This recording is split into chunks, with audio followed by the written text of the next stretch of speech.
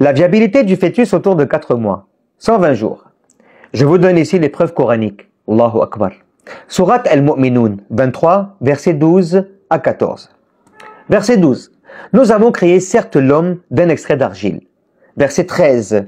Ensuite, nous en fîmes une goutte de sperme dans un reposoir solide. Verset 14.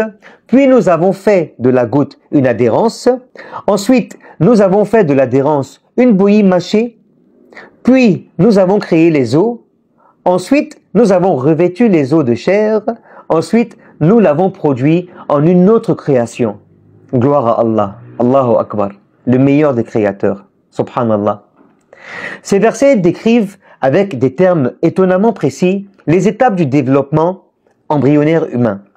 Le passage de l'embryon à une autre création, à la fin du processus, évoque un tournant biologique majeur, correspondant aux découvertes modernes, situant ce changement autour de 4 mois de grossesse. Subhanallah.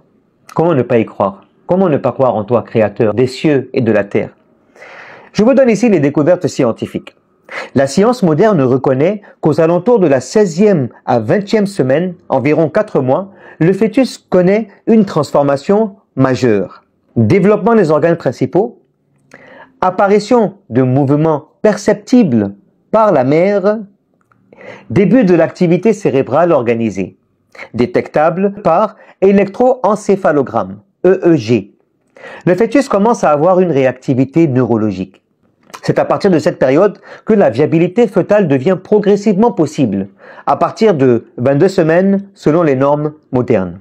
Voici les dates clés de ces scientifiques. William Heath, 1831-1904, pionnier de l'embryologie moderne, a décrit avec précision les étapes du développement humain. Raymond Dart et George Washington Corner ont étudié le développement neurobiologique fœtal. Dès le milieu du XXe siècle, la médecine néonatale a reconnu que le fœtus franchit un seuil critique entre la 18e et 22e semaine. Aujourd'hui, avec des outils comme l'IRM fœtal ou l'EEG, permettent de confirmer ce changement fonctionnel et neurologique. Concordance avec le Coran, subhanallah. Le verset 14 de la sourate Al-Mu'minun se termine par « Ensuite, nous l'avons produit en une autre création. » Allahu Akbar. Ce passage peut être interprété comme une transition biologique correspondant à ce que la science décrit, une autre phase du développement humain, marquée par la différenciation fonctionnelle du fœtus. J'ai une question pour vous, famille. Comment un texte révélé au 7e siècle, c'est-à-dire il y a 1400 ans, pouvait-il décrire avec tant de justesse un processus biologique aussi complexe, que la science n'a pleinement élucidé qu'au 20e siècle? Si ce genre de contenu vous plaît, n'oubliez pas de vous abonner, de commenter et de partager.